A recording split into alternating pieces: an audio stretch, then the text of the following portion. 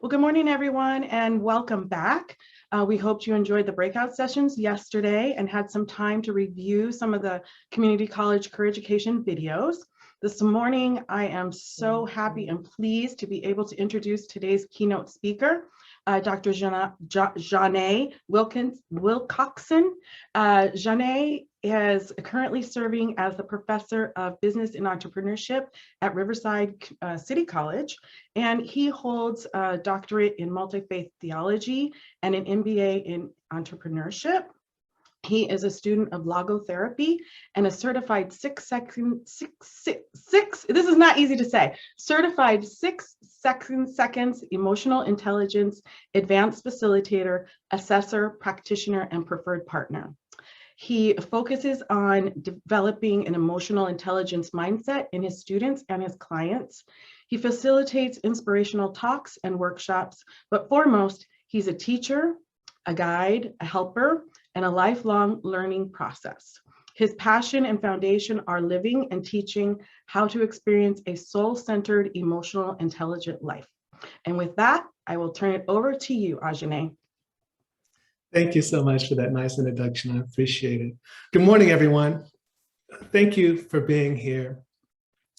Today, I'm going to approach this not from a typical perspective of a keynote speaker. I want us to really grow together in this hour, 45 minutes, 50 minutes that we have. So I'm going to ask you to participate with me. I'm going to put a few links up and I'm going to ask you to participate. Then we're going to talk about it and we're going to grow together in this process. So I'm going to share my screen. So our talk today, our discussion today is called Recreating Student Success, the Emotional Intelligence Way. We're all educators. We know what student success looks like. I'm not here to talk about that. I'm really here just to assist us at looking at it in a different way, in a way that will help and encourage us, which allows us to help and encourage our students. I chose this intentionally, this picture, because it's a path that we have to walk. I've been walking this path. I've been teaching now for about 24 years. And the path switched directions, I would say about 8 years ago, when my emotional intelligence studies and my academic studies and teachings kind of clicked and allowed me to approach my students in the classroom and my colleagues in a different way. The path isn't smooth, it's jagged. So know in this journey that you're about to take with me, that you'll be taking from now on, will have its ups and downs, but using some of the tools I'm going to provide for you today can help smooth the path. So today is really an overview or snapshot of a lot of different topics that we could cover in an hour each slide, to be honest with you. But I tried to put it together in a way that will move you emotionally in a direction toward success.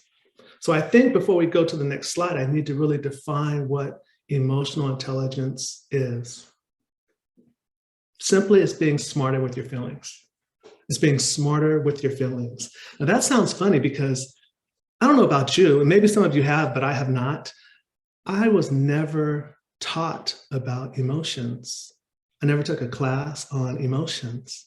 So throughout my lifetime, I was pretty much told that, men don't show emotions. In business, emotions are a sign of weakness. But today we realize that your rational cognitive abilities don't work without your emotional intelligence competencies. They're together. They have to function united. So EQ is the capacity to blend thinking and feeling to make optimal decisions. I want to make sure you heard that. It's blending and thinking. It's blending, thinking, and feeling to make optimal decisions. And if we do that, we become smarter with our feelings. So what I'd like to do is I'd like to ask for your assistance. I'm going to stop sharing for a second. And I'm going to put a link in the chat box. Okay. And I would like you, there's the link. I would like you to type into this word cloud words that come to mind when you think of student connection. What words come to your mind when you think about student connection? I'm going to share my screen so you could see the results. Let's take about 90 seconds, if that's okay. If there's a word that's here that you agree with, please type it in. The larger the word, of course, the more of you are in agreement with it.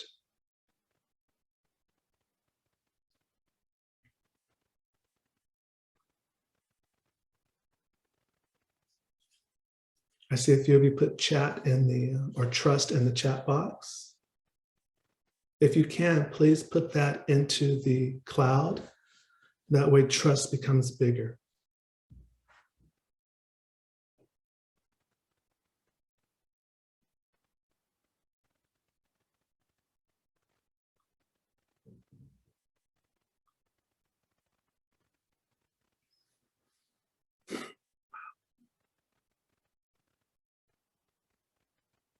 Beautiful.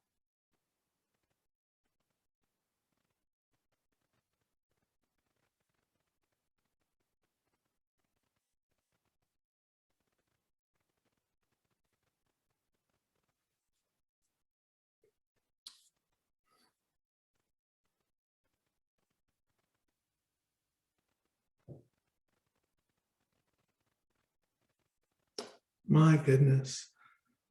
So you all can see that in the center of our cloud is trust, love, and empathy.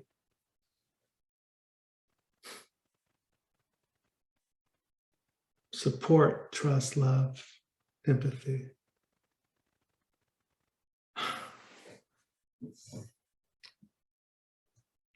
You all, I'm feeling really good right now because of what I'm about to show you.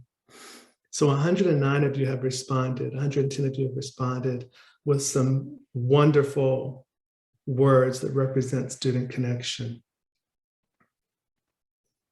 I want to show you something. I'm going to stop sharing.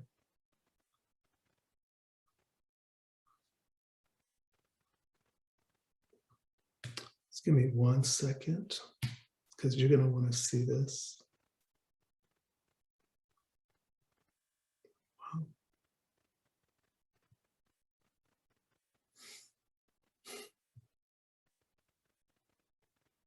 All right. I don't see anything. That's coming. Okay, cool. Oh, good. I wanted to be able to show all of you this live compared to what the group of students that I spoke with, what they said. So let me show you. And I'm going to share this Google Doc with you. So when we're done, it has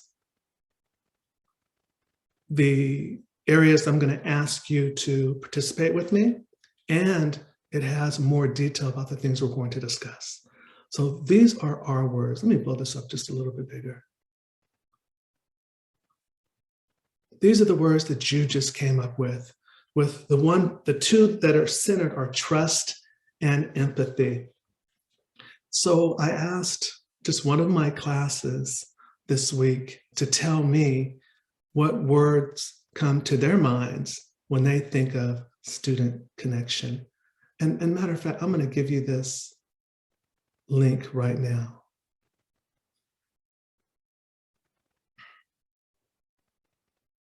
So you have it. There you go. So let's take a look at what the student said.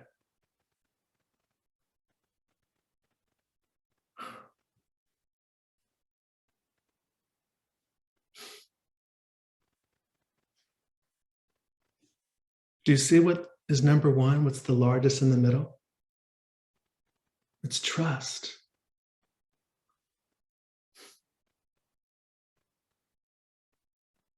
Wow. So if you don't mind, look through what the students put and what you put. And my saying is, if feelings have value, then what are they saying to us? Each of the words that the students use is connected to a feeling. These feelings tend to be long-term and become embedded in them. So I'd like you to look at the students and look at yours and think about, if feelings have value, then what are they saying to us? And then just type your thoughts here for me, if you don't mind. This will lay the foundation for the direction that we're going to go and how I'm going to approach the rest of our talk today. If feelings have value, then what are they saying to us?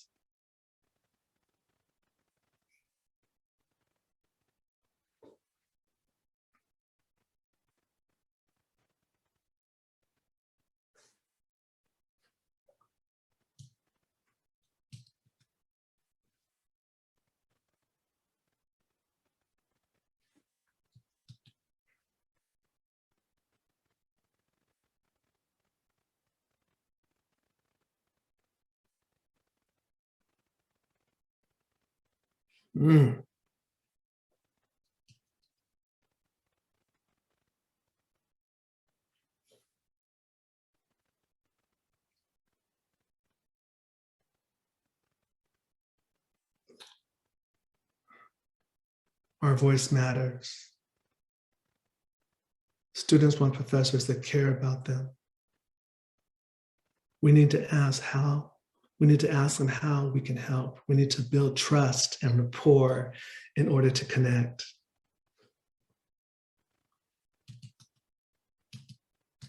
I opened up a few more boxes so that you can type in. Stop and listen. Relationships, yes, they're critical. Purposeful communication. Lean in. Hear me, see me, understand me, care for me. I like you all. I like you all a lot. Your mindset is exactly like mine is in our approach to touching our students. Again, once we're done today, I'll clean this document up and it will be available for you as a reference. Thank you all for sharing. I really, really appreciate it. I'm going to go back to our PowerPoint now.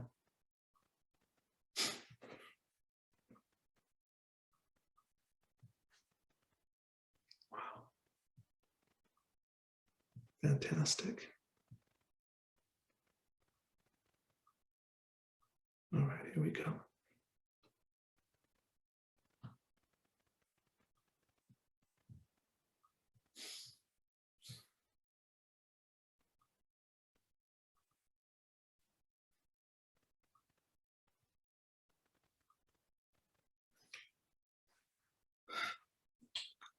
So these feelings are connected to emotions.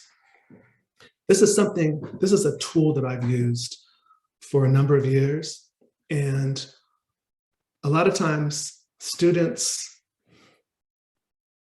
connect with me and they come to my office and we talk about emotions and we talk about emotional intelligence besides the academic subjects that I'm sharing with them. And a lot of times I'll pull this out because it helps connect my students. It helps connect me to what I'm feeling. So if you look around this circle, these are our 8 primary emotions. These are our 8 with opposite reactions. So we have joy, trust, fear, surprise, sadness, disgust, anger, anticipation. So the opposite of joy is sadness. The opposite of fear is anger.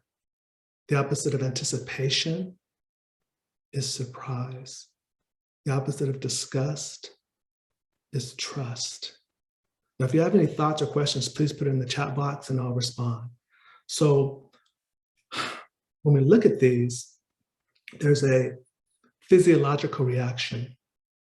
When we say joy and sadness, that reaction is connect versus withdrawal.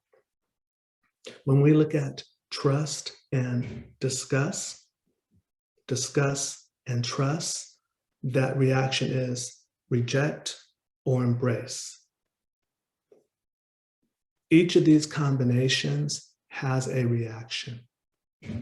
Now, if you see here in the corner, there's a cone, reminds me of ice cream I used to eat when I was younger. The higher up we go, the more intense the emotion. So from a annoyance to anger to the strongest being rage. From anticipation to trust to the strongest being admiration.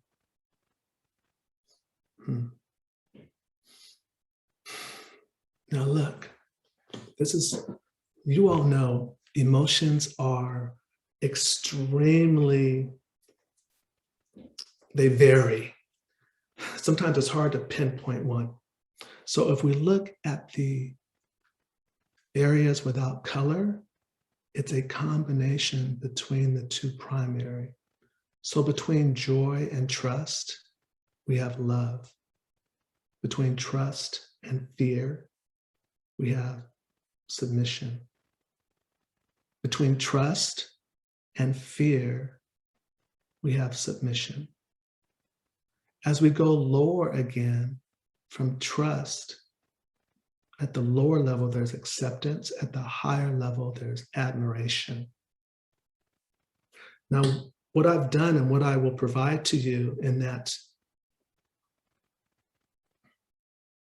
Google Doc is a link to this page. Now, I like this because it will assist you in going even deeper. So let's take trust, being that was the center for both us and our students. If I click on trust, it comes up similar words, accepting and safe. Typical sensation is warm. What is trust telling you? This is safe. What is trust telling you? This is safe. What is trust telling our students? This is safe. How can trust help you? Be open, connect, build alliances. And then we can change the intensity, and it changes what it means by clicking the positive or the negative. And then you can click here and there's videos or articles that will go into much more detail. So I use this as a tool to help me stay focused on what I'm feeling, which allows me to stay focused on what my students are saying. Let me go back. So, what is your or our goal in student learning and success? It's those words that you put up in our cloud, isn't it? But a friend of mine, he gave me this statement, and I want to share it with you. His name is Josh. He says, is it enough to give information, or do we want some change, some transformation as students actually apply learning and understanding? I think that's what we want. You know, we have the best careers that exist. We're able to touch the lives of children and young adults. Wow. Part of that is giving a little piece of us through what we're teaching so that they can apply it and understand it. But sometimes there's challenges in how we do that.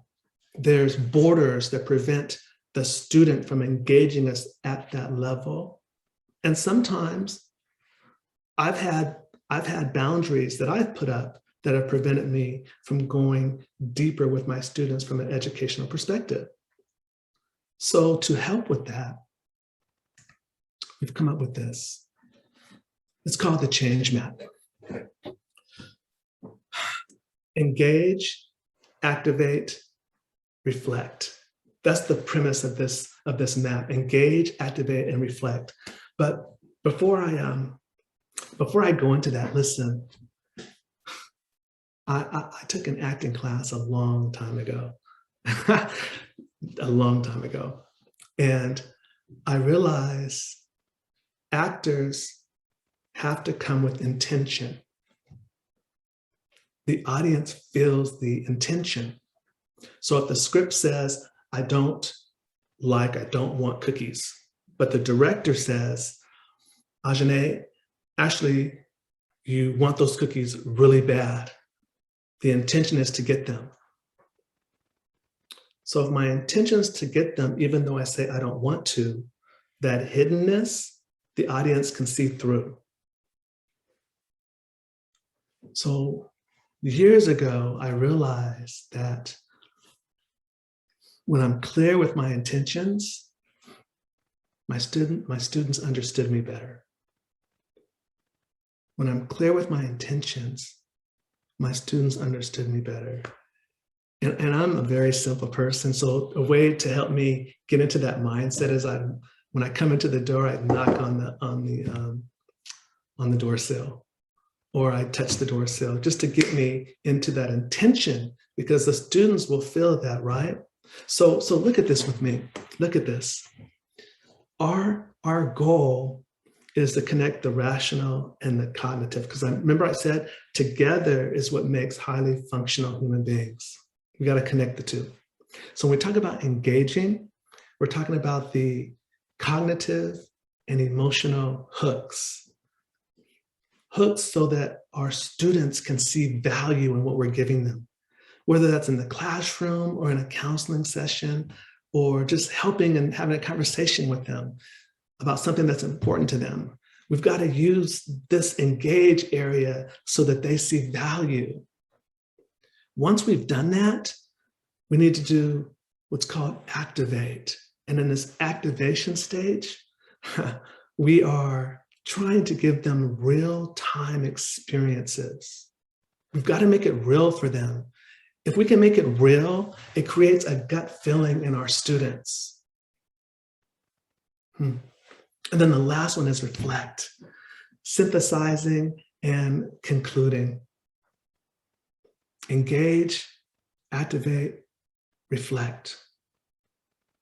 Again, in this reflecting stage, the students will know that they've learned something new, and they'll think about how they can apply it, whether that's in the classroom or new knowledge that a counselor has given them. You see, it's deeper than this. Walk with me here.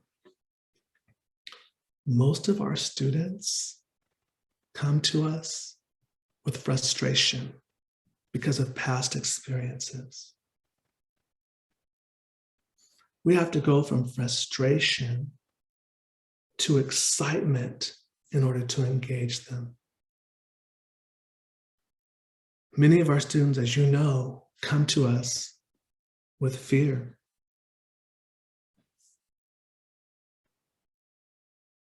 In this activation stage, in order to activate, we have to help them create courage. And you know, and courage now is my favorite word that I talk to my students about, because to be courageous, everyone wants to be courageous. To be courageous, we have to understand our fears. So nothing's wrong with this, but we have to move our students down that path. And last, so many of our students have been judged. And these judgments have become deep-seated wounds inside of them. So we have frustration, fear, and then judgment. And in order for us to get them to this area where they can reflect on the knowledge or the skills that we're giving them to transform and change their life, we have to help them become curious. And that curiosity is what's part of that reflection. Is it easy? No. Does it take time to really think about the individual students that we're going to engage in that moment? Yes. It involves us really connecting with that student in a way that they know that, we care, right? And we all do care. That's why we're in this profession. So engage, activate, and reflect is the tool that I use, that we use at 6 seconds to change our students, change individuals that we're working with.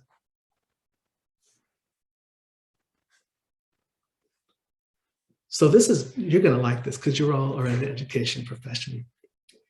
I, like you, I want to measure everything to make sure that it's right, particularly when it comes to things like emotions.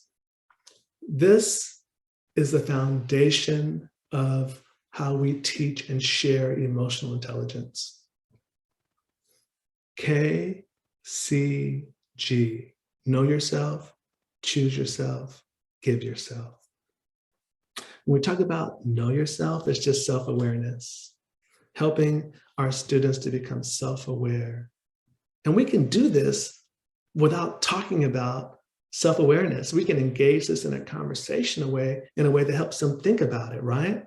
To help them become more aware. The next is choose yourself. Wow. How can we be more intentional? I like to think that I want to model for my students. And if I can model this, they'll see it. If I can model this, they'll see it. The next is give yourself. And this is your purpose or your why. Now, what I like about each of these areas, as you can see in the colored area, these are the competencies that we can use to measure how we're doing in each of these areas. How are we doing with enhancing our emotional literacy and recognizing patterns? How are we doing with our consequential thinking and navigating our emotions? How about intrinsic motivation and our optimism? And give yourself. How are we doing with increasing our empathy? And do we have a noble goal that's bigger than we are, that drives us every day in what we do? And you can see these are colors. This red means stop. You need to stop and think about this choice, right? The blue is self-awareness. It's a pause. You need to pause and know yourself. And then the green is go. Once you know this noble goal, you need to embrace and go with what you understand and use that to make a difference in the lives of others, which we do every day. Know, choose, and give. So I'm going to just ask, do you have any questions thus far before we continue? I'm checking 1 second. Okay. No questions in the chat yet. All right. Thank you. But is it okay if I interrupt you? Yes, please do. Please do. Thank you. I want you all to really follow what I'm saying. So if you have questions, please ask. All right. So I was able to do some research with students. I just see something in the Q&A and it says the chat is disabled. Oh, no, it is disabled in the Zoom that you're in, but through the Whova, people can go in and ask questions. Okay, thank you. Yeah. Someone did, Michelle Jordan Fawcett said, love the presentation. I just wanted to share that comment. Thank you. Thank you. Okay, so I was really privileged to be able to do some research while I was working on my doctorate 3 years ago. And I was able to spend time with a group of students. Twice a month, we would meet for an hour for a full academic year. And I wanted to see if I engaged them from a social, emotional, and spiritual perspective, if it could assist them in improving their grades and what they defined as success for them. And my friends, I was really pleasantly surprised that at the end of the academic year, all of their grades increased 1 full point. So from a B to an A to a C to a B, from a D to a C. I'm not going to take full credit for that because this group that's meeting every other week for a whole academic year became really close. I mean, they would call me and say, Professor Ajené, we're bowling. Would you like to join us? So I can't take full credit, but here's what I learned from it. I've only shared this twice. So I'm a little nervous about it, but I'm going to share it with you. All of us are academically sound in our craft. We've been doing it. We went to school. We are sound in our craft. But I think what I discovered can assist us in the quality of the interactions we have with our students. So as I bring these up, I want you to think about, why are these relevant? I want you to think about, why are these relevant? So here's my thoughts on a holistic connection with our students. May I ask a question? Yes. Okay, we have a question in the Q&A. It says, how do you discuss spirituality with your students or integrate spirituality in your appointments with students? Yeah, so it's really interesting.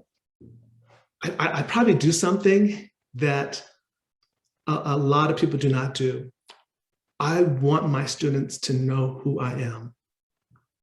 So typically on the first day of class, I do an introduction where I tell them about my academic endeavors, my personal likes, dislikes, and what I'm passionate about.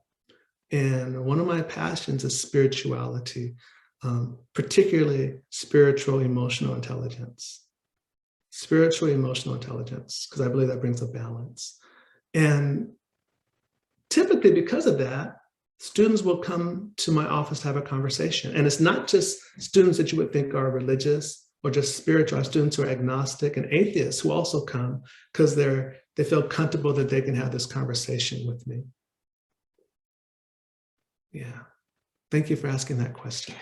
And then sorry, we have another one, and I think it's a little bit tied maybe to the other one. It says, how do you differentially define spiritual from social and emotional? So that's a longer conversation. Okay. To be honest with you, whoever asked that, if you email me, I will respond with how I differentiate that. I would love to do that with you. I'd love to have a conversation with you about that, to be honest with you. All of you. As a matter of fact, how many people are here on this 194. 194? Yes. The 194 of you, I was able to get a hold of what we call brain briefs. It's a tool that we use with our students to help them understand how their thinking applies to their emotions and their success. If I could get all of your email addresses, I will send a link so that you all can access this and try it on your own. Is that possible? Yes, definitely. Okay, thank you. Okay, so here's our holistic connection. The first word is honesty. I want you to think about, how is this relevant? Honesty. The second is genuineness. The third is hearing. Some of you use these words in our cloud. The next is respect. And the last word is accepting. Honesty, genuineness, hearing, respect, and accepting. So here's what I concluded.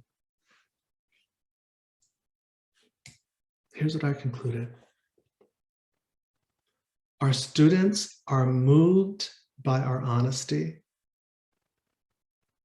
touched by our genuineness, encouraged when they know they are being heard, listen when respected, and trusting when accepted.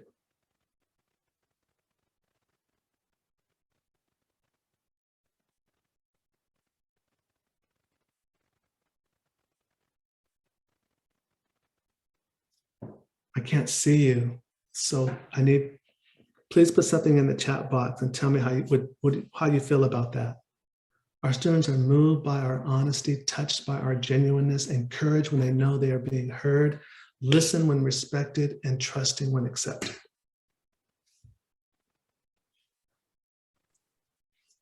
We don't have anything yet. People are just adding their, well, somebody wrote, love it. Somebody else wrote, it's about reciprocity. And then, oh wait, I need to read really fast. It is inspirational. And then very true, love the concept of holistic connection. And then someone wrote, yes, yes. And then agree. And then students can smell fakeness. Yes. And this resonates with me. And then it seems so simple. And then such a powerful statement. And then it's powerful and inspirational. Yes, you can get the PowerPoint after and then captured perfectly. It is so practical. I love this, very true.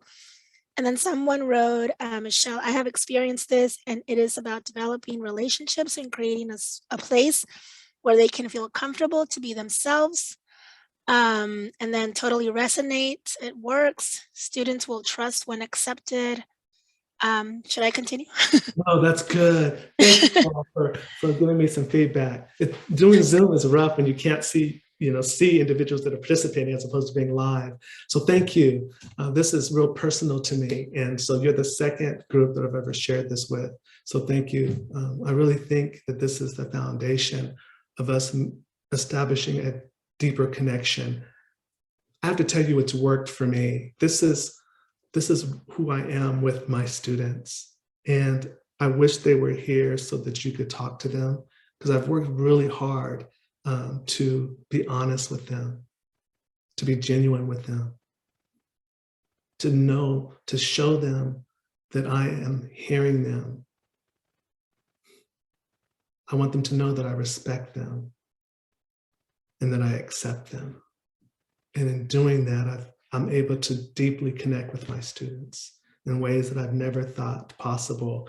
And in that connection, we're able to have wonderful dialogues about business and life and everything else that may come up in my office or during a class session. So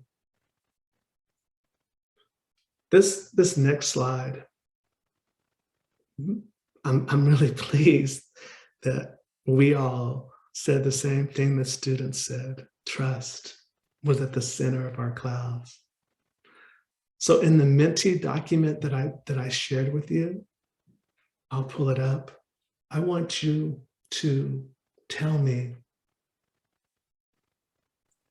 how we can demonstrate to our students that we are both, now listen to me here, that we are both trustworthy and trust willing.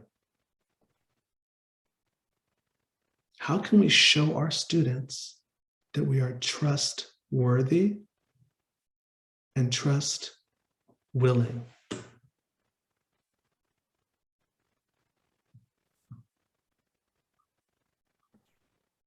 And that is on page Let me pull it up then. Sorry, didn't pull up the cloud. Here we go. I'm gonna stop sharing. I'll pull the cloud up again for you. Okay. Is it that same link that you shared initially? Yes. Okay. The Menti one? Yes. Okay, let me share it again. Thank you. Uh-huh. And I'm going to share here too.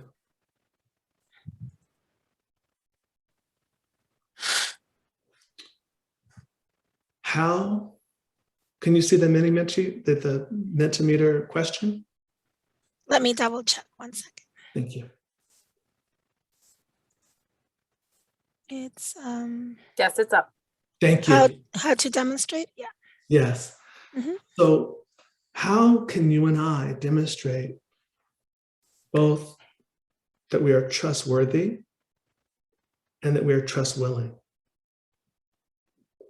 These are two such powerful words. Yes.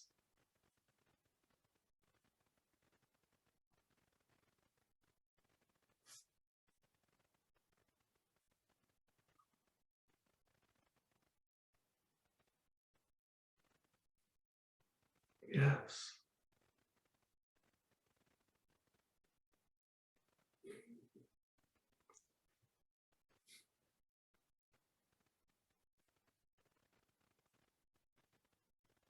Active listening and action to keep our word. Yes, our promises. Being honest, being authentic, vulnerable. May I ask you a question? Yes. Someone put as asking, how do you differentiate these from character qualities? Ah, that's interesting.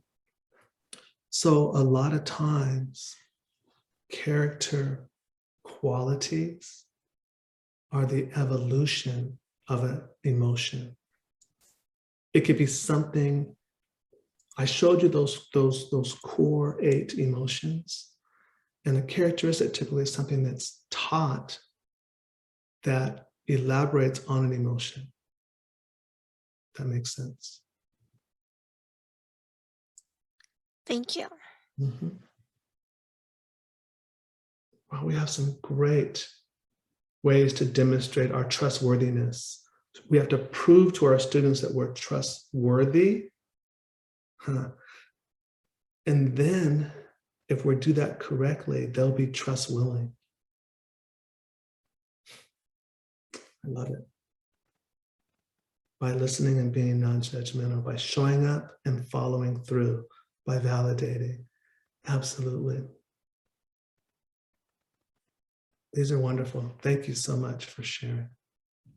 Let me stop and go back.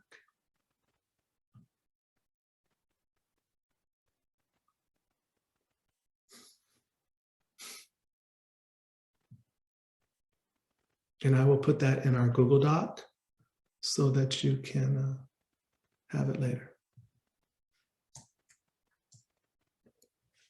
Trust. Again, I want you to just hold on to those words. Trustworthy, trust willing. Trustworthy, trust willing. I need you to hold on to those words for me.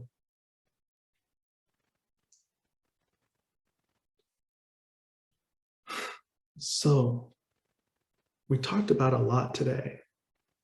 We talked about identifying emotions from less to more intense.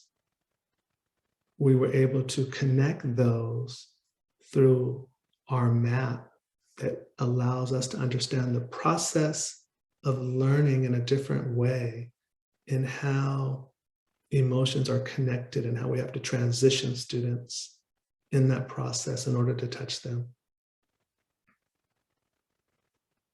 We talked about these holistic connections that you and I can use that will help us start that process of student success, because student success starts with, with the individual understanding who they are, being able to articulate that, and then from there they can set their goals and aspirations. And then you all just gave me wonderful ideas of how we can show our students that we're trustworthy and that we're trust willing. So when we talk about recreating student success, you know, it starts with me and you and all the things that we talked about today. So the last sharing I'd like you to do, if you don't mind, is I would like you to go back to our Google Doc, and at the bottom of page 7, you will see another question I'm asking you. I'll open that up now. And as you scroll through this, you see I gave you a lot more detailed information on the topics that we talked about so that you could explore them in much more depth. Also, before you go, I'd like you to, if you don't mind, sharing your first name with me, and how will you put into action what you've learned today? And what I've done, once you scroll down, this is another assessment 6 seconds is willing to give you, but the one I'm going to give you, which is my map, is a lot more in depth, and I'll send you the guide to how to understand it. I also provided several articles. How do you want your students to feel? The neuroscience of learning. I think you're going to find that fascinating. And then there's a video on the brain and learning that I think will really, really interest you. So those are just a few things I wanted to share with you.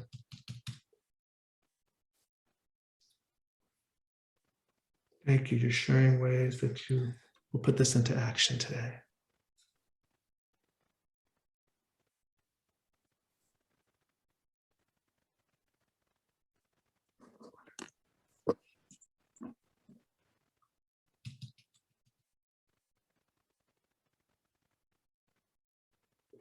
As you're typing, we have about 10 minutes. If you have any questions, I'd be glad to answer them.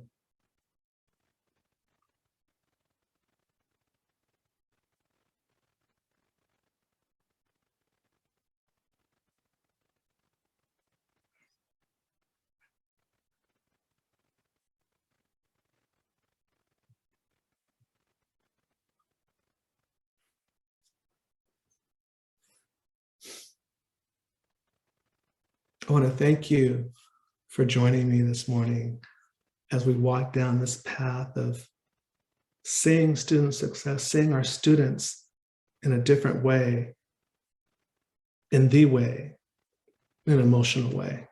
So thank you for being here. I appreciate it. And if you have questions, I'm still here. Thank you, Ajené. That was wonderful. Thank you. I think Monica is monitoring the questions, and let us know if there's any questions, Monica, that come through. None yet. But Yeah, I'll read that's them. okay. We're getting yeah. thank yous though. Lots of thank yous. Lots of food. Well, there's one from Sandy. Oh, they're coming in. Sorry. Sandy Gonzalez is asking, I am wondering if you're familiar with Encores. I've taught counseling classes with that book, and it brought up much of what you talked about today. Happy face. Oh, no, I haven't. I'll write that down and I'll look at it. On course, it said? Encores, capital O-N, and then together C-O-U-R-S-E. Okay, thank you. And then Karen Toroletto is asking, what are some creative ways that you engage with your students? You email me and I will send that to you because I have a whole bunch. Please email me. Some people are asking for your email address. Are you okay with us sharing that? I absolutely am. Okay, thank you. We'll do that. And then Deborah Aguila is asking, how will we access mind mapping again? Oh, so once we're done, I'm gonna clean this document up and send it to Heather. I'll send it to you.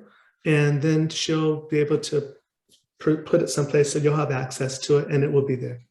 Thank you. You're welcome. Okay, let me see if there's more. Okay. A lot of thank yous. Oh, I appreciate that, y'all. Thank you so much. Yes. Someone said, thank you for such valuable information. Oh, And Wonderful. they're adding their email, so we'll get those to you, and we'll also share your contact information. Dr. thank you so much, y'all. I really appreciate you. I'm here to help you. Don't hesitate to reach out to me.